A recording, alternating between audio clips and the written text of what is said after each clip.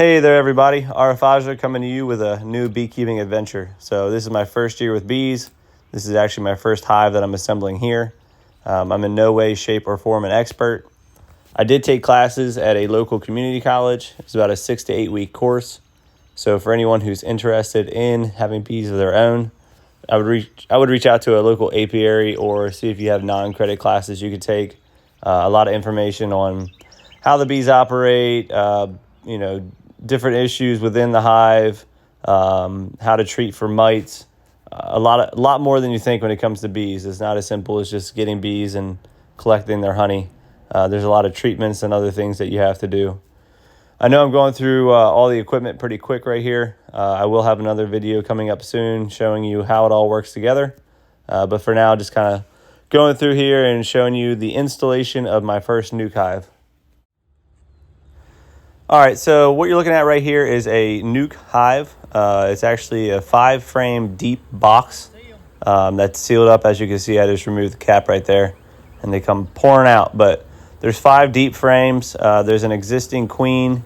There's some hive frames that have brood, which are essentially the baby bees. There's honey, pollen, everything that you need to start like a little miniature hive. So essentially, I'm just taking these 5 deep frames. I'm going to insert them into my hive that I'm building right now, get them acclimated, and then, they'll take off, and I'll be able to add more boxes. So at this point, I am removing the frames from the nuke box. You're supposed to wait about an hour and let them get acclimated to the location. So I opened that cap, left for an hour, and then came back. So right now, I'm carefully removing these frames. This is the first time that I've ever removed frames. So any experts out there that are watching this video, if you want to add any comments, I am open to any critiques or advice. Like I said, I'm not an expert. So as you see here, this frame is packed full of honey. Once I flip it over, you'll see some raw honey on here. But this frame was existing from the nuke hive that the friend of mine I purchased it from.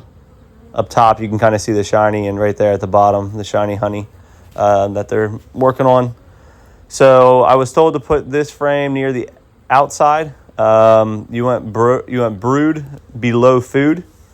So right now, I'm only having 1 deep box so they can draw this one out. And then once they get 7 out of the 10 frames drew out, then I will add a medium box on top, and that will make for my brood chamber. A brood chamber is essentially just where the queen stays, lays the eggs, and above that I'll add a queen excluder. So right now, just kind of smoking them, letting them know that I'm coming in. They were surprisingly calm, especially for being cooped up for 24 hours. The nuke box, when you transport it, it gets sealed up for about 24 hours, and then obviously I had to bring it to my location. Same situation, so the biggest thing with the nuke box is I'm carefully inspecting each frame for the queen. Without a queen, you're not producing more brood. Without brood, you don't have any worker bees or drones or anyone going out to forage and collect. So I'm carefully inspecting each one of these to make sure that I, A, find the queen, or B, don't squish her. Same situation. If you squish her and there's no queen cells there, then you pretty much have to go purchase a new queen. So I got to make sure that the spacing in between is fine. I'm trying not to squeeze any bees, kind of letting them know that I'm here, slowly moving the board so that way they don't get smashed in between. And then these last 3 frames, I'm going to stick them in the middle because I haven't found the queen so far. All right, I'm going to stop blabbing for a second and let you guys actually hear the bees.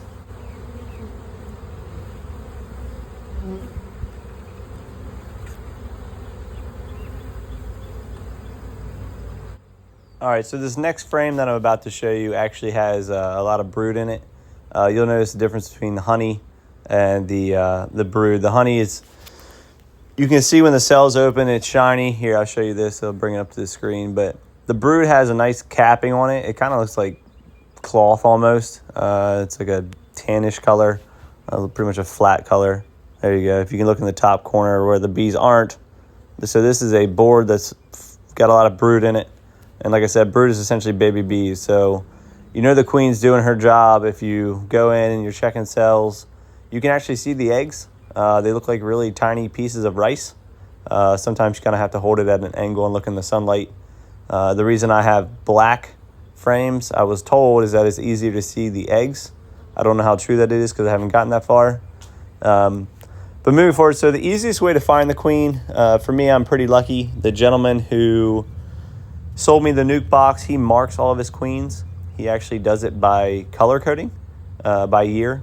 So there's a small contraption where you can isolate the queen. There's a sponge at the top, and you can kind of slide it down and gently mark the back of her head, I guess you could say. Unfortunately, I do not find the queen in this video. It just so happened that the queen was not on any of the frames, so I was panicking a little bit. However, she was at the bottom of the cardboard box. I don't know how common that is, or if she got knocked down during transport. That's the reason I'm putting this frame back in here, because I haven't found her yet. So I'm hoping that I can find her on this next one, which I do not. However, so she's in the bottom of the cardboard box. So I had to figure out a way to get her into the frame, or into the hive, without A, falling on the ground, or B, getting damaged. So I had to gently tap the box. At some point she fell down. I actually didn't see when it happened. But in the next video, I will bring her out and introduce her to everybody so you can actually see what the queen looks like.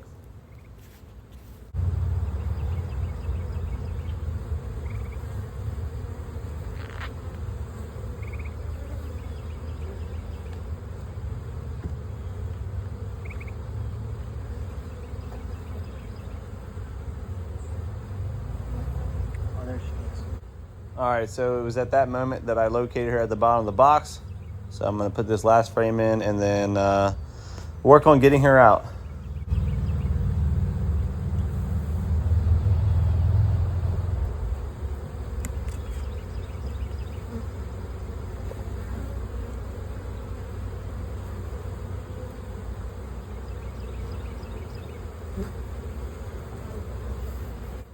Right here, so one of the biggest things I was worried about is I was trying to not kill that many bees.